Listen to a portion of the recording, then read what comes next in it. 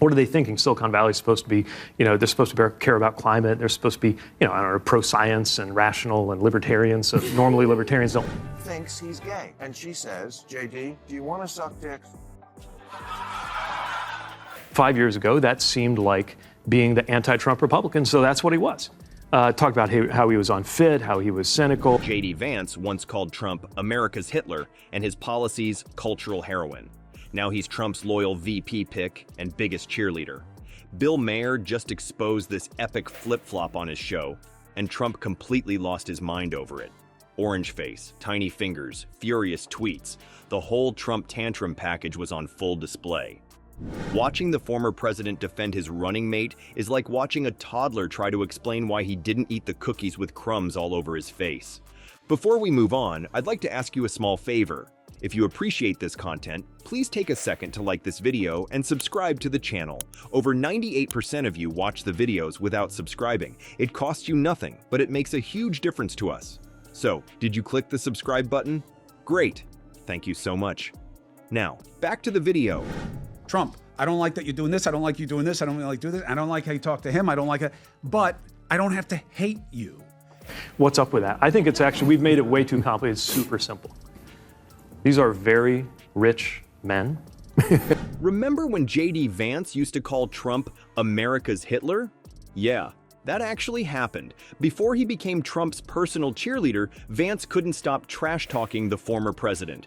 Bill Maher made sure nobody forgot this inconvenient truth when he put together a brutal highlight reel of Vance's greatest anti-Trump hits during his show.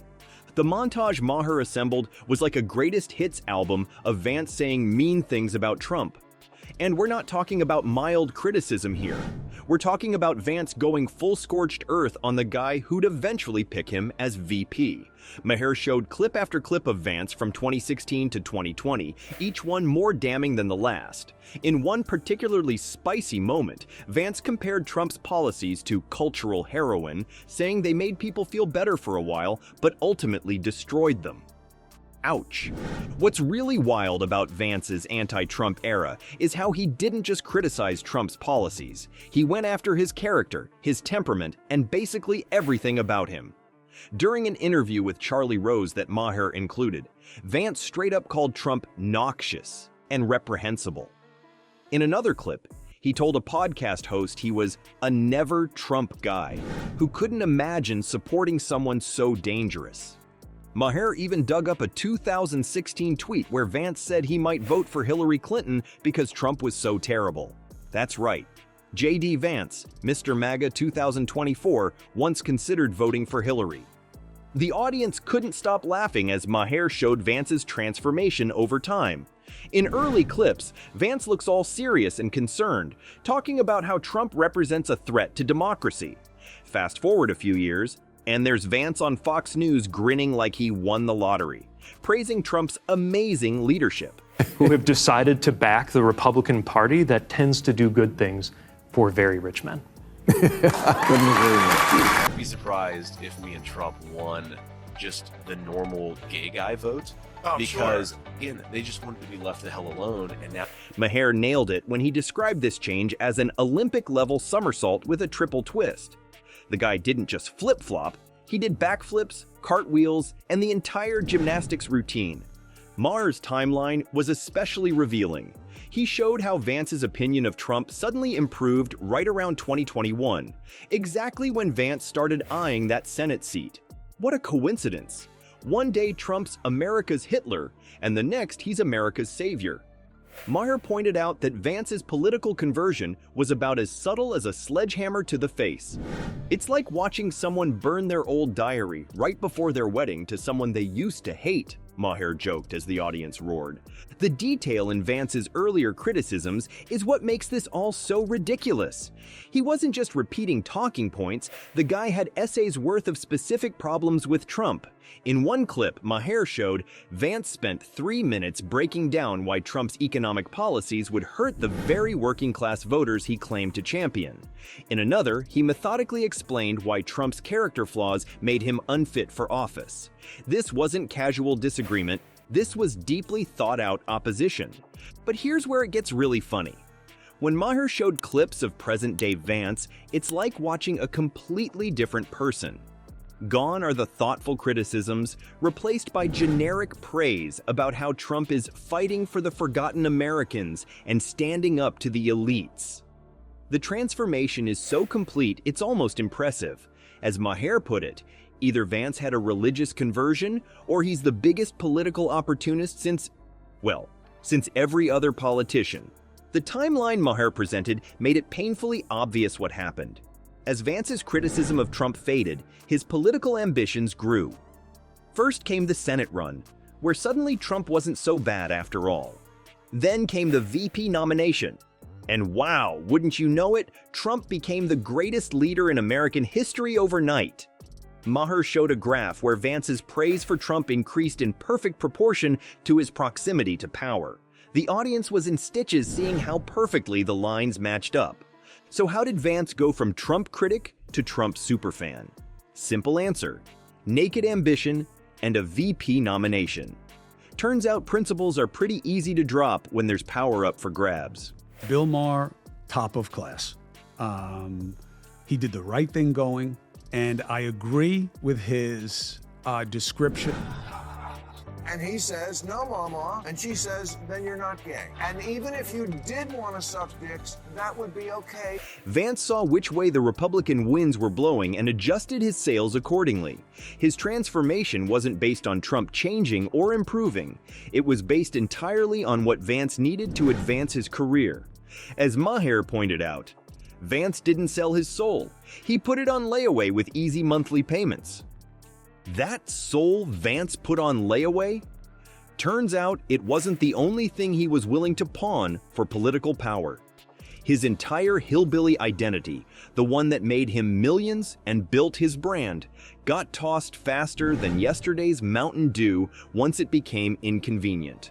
Maher didn't just expose Vance's Trump flip-flop, he demolished the entire fake persona Vance built his career on.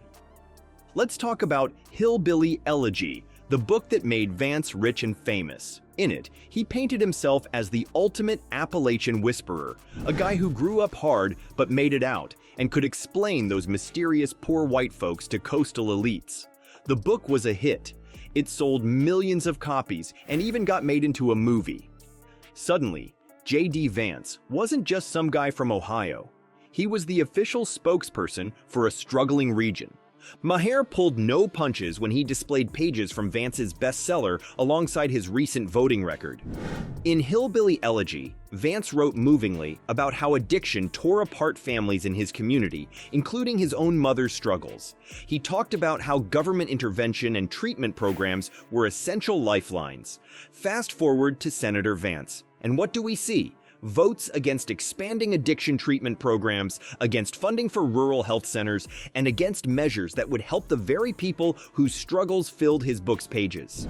I know a lot of guys like J.D. Vance. I've run into a lot of guys like him. Not so much when I was growing up in Indiana. Thiel. Peter Thiel is his big backer. Think of this recently when it came to my attention that vice presidential candidate J.D. Vance fucks his cows. Maher showed a clip from Vance's book tour where he looked into the camera with those sad puppy eyes saying, "We need to understand that addiction is a disease, not a moral failing. These communities need our help, not our judgment." Cut to Senator Vance voting against the Opioid Response Enhancement Act, which would have directed millions to addiction treatment in rural areas. Talk about a plot twist that M. Night Shyamalan would find excessive. It's amazing how quickly your concern for the hillbilly evaporates when Peter Thiel is writing you checks, Maher quipped, referencing the Silicon Valley billionaire who bankrolled Vance's political career. Remember, this is the same Vance who wrote scathingly about wealthy elites who had no understanding of working-class struggles. Yet there he was, hat in hand, taking millions from the very people he criticized. The hypocrisy gets even juicier. In his book, Vance railed against politicians who use poor white Americans as props while doing nothing to actually help them. He wrote that these communities needed real economic opportunity, not empty promises. Cut to Senator Vance voting against infrastructure bills that would have brought jobs to Appalachia, against minimum wage increases, and against expanded child tax credits that would have put money directly into the pockets of struggling families. Vance went from writing about the system that keeps poor people poor to being one of the system's most enthusiastic operators, Maher noted. It's like watching someone write a heartfelt book about animal cruelty and then taking a job at a slaughterhouse. Guy wrote it on Twitter, and immediately half the country was all in. Our hate for each other is so intense. We all just immediately... Being so in love with J.D. Vance, who is flatly against gay marriage. So I think it's a profound contradiction, but maybe... The audience gasped when Maher pulled up a particularly damning split screen. On one side, a passage from Hillbilly Elegy, where Vance describes the importance of government safety nets. On the other, Vance's vote to cut SNAP benefits, food stamps, that many in Appalachia rely on.